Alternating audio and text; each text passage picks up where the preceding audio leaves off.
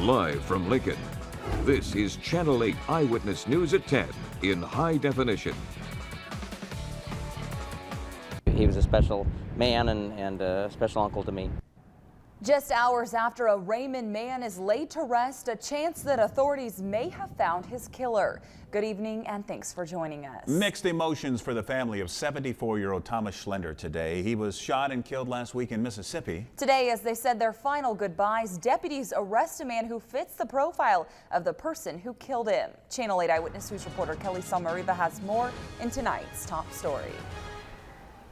Family I spoke with at today's service are hoping to find some peace once Schlender's killer is caught, and today they might be one step closer to that. With a patriotic escort, family man and Air Force veteran Thomas Schlender was laid to rest. My uncle meant a lot to me and our family. He was probably one of the most family-oriented men I know. The 74-year-old was shot and killed along a Mississippi highway, driving to pick up his grandson from college. There's lots of things, the whole family's been thinking, in the last week and a half or so, but to take a life at any cost is wrong and is a shame, but especially in this circumstance. Schlender's murder sparked a statewide investigation. Authorities believe his killer was posing as a cop and did the same thing to a woman just days later on another highway. Schlender's family just wants justice. That the killer is caught and justice be done, and that'll be, I think, some healing and closure for the family. As they laid him to rest in Raymond, Mississippi deputies were arresting 45-year-old James Lucas for impersonating an officer at least 2 times in a nearby county. But could he be Schlender's killer? Investigators aren't ruling out a connection. At this time, I'm not going to elaborate on that.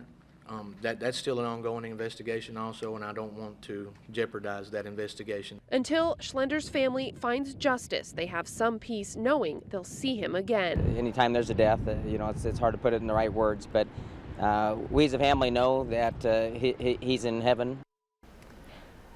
Lucas has not yet been charged, but authorities in Mississippi say those charges could be coming soon. And again, they're not saying whether this arrest is connected to Schlender's murder, but they're also not ruling it out. Yeah, and we've been following this case very closely and working with our media partners down south. We'll follow it again tomorrow. Thank you, Kelly.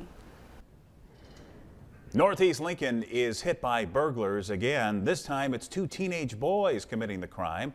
New tonight, Channel 8 Eyewitness News reporter Megan Polera tells you what you need to be on the lookout for. Megan? Well, they're the backpack thieves, and they hit during the afternoon hours. It's why police say now more than ever, people need to lock up during the night and day. Jan Sigler has lived at this house in Northeast Lincoln for 35 years.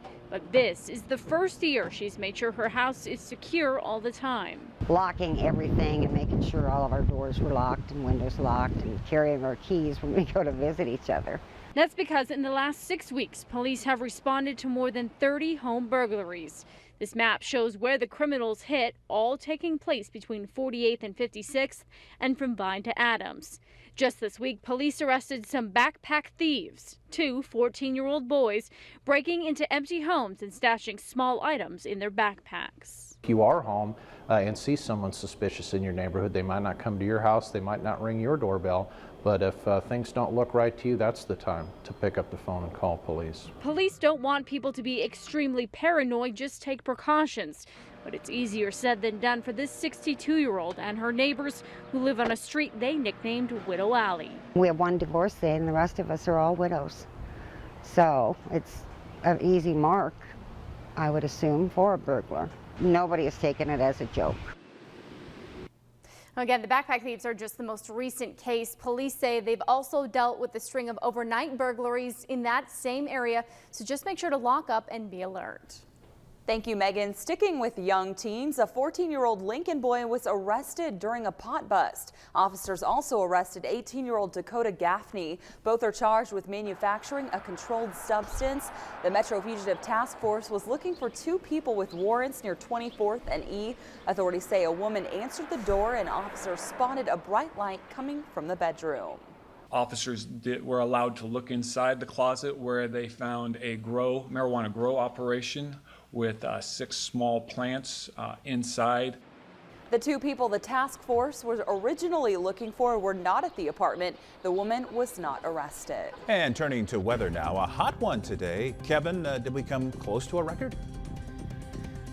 We did come close, Rod. The record high for today, 93. We got all the way to 91. Luckily, it wasn't very humid. The breeze helped too. But yeah, it was pretty hot out there. 91 for the capital city, missing a record by 2 degrees. Grand Island got to 94. They missed a record high by just 1 degree. We've had some hot days so far this spring. Look at how many days we've seen 90 degrees or higher.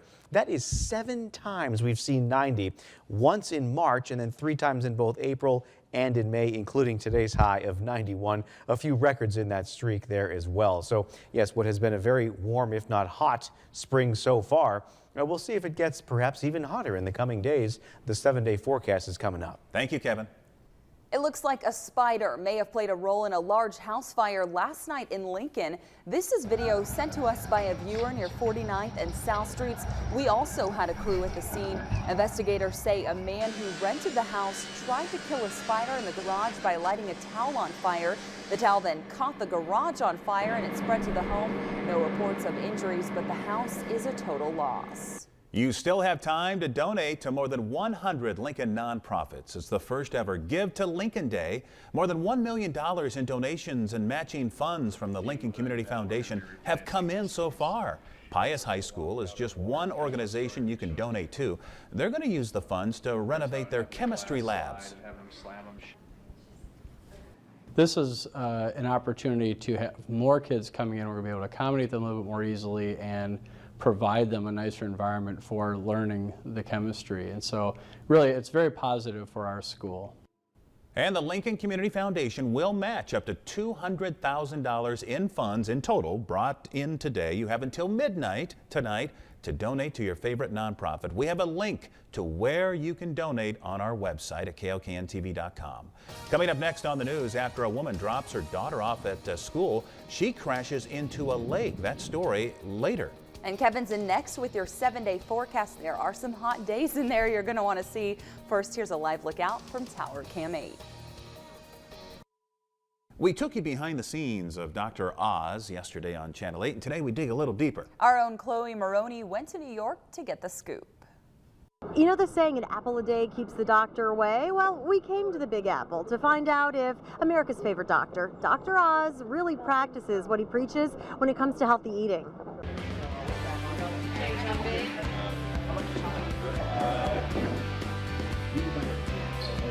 The crew at the Dr. Oz show works up a good appetite. Hey Josh, I gotta head to Ask. From rehearsal Right here? Yeah. to taping 2 shows a day. Guys, this is a show for you, about you, starring you. But when it's time for lunch, you won't find any soda or chips here.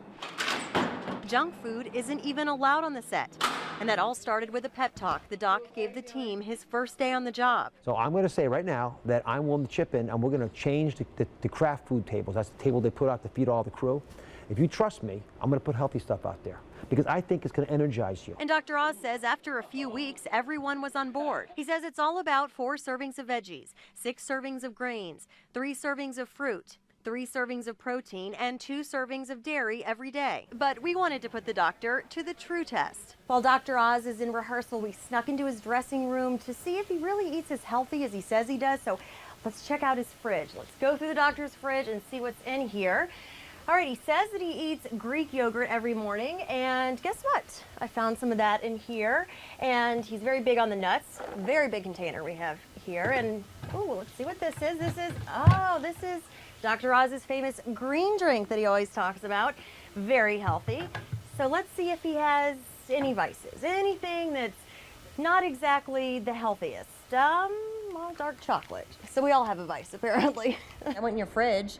I mean, you practice what you preach. Well, did you grade me? How did I do? I'm going to say an A+. Getting back to that green drink, Dr. Oz swears by it. If you look at this color, right, it's not very appealing, is it? No. So I basically took the vegetables that I have left in the fridge, and I added an apple to make it a little bit sweeter, and then put a little love in it, and some parsley, which is a diuretic. That's really good. Isn't it good? Really good. So we call it the fresh drink, because although the color's not appealing, this is life in a bottle. I actually started feeling bad during my visit because I don't eat as healthy as I should, so I fessed up. I had a Diet Coke earlier and I felt guilty, just so you know. You know, I have secret cameras around. I knew that. All joking aside, it's best to lead by example, and that's what the doc tries to do with his crew and his audience. My guys are healthy, energized, and they go full speed all day long, and it's emblematic, I think, of what we try to do, which is every single person matters, and their insights I care about. In New York City, Chloe Maroney, Channel 8 Eyewitness News. I wouldn't want Dr. Oz to look in my refrigerator. And maybe he keeps the junk food at home. That's true. You never know. Maybe tomorrow night we'll go to his house and snoop around. You never know. You can watch Dr. Oz, by the way, right here on Channel 8, Monday through Friday at 3 o'clock. Time now for our Facebook fan of the day. It is from Betty Wilson. She shares this picture of her granddaughter, Lila. She says the 2-year-old is walking with her buddy on Mother's Day. How cute. Thanks, Betty. And as many of you know, it's graduation season. We want to see your pictures. Like us by searching Channel 8 Eyewitness News, then upload your photo. Still ahead on Channel 8 Eyewitness News Sports, Assault Dogs open their season in Wichita. Plus, a pair of area teams play for a state title today at Haymarket Park. But as the highlights next, you're watching Channel 8 Eyewitness News at 10.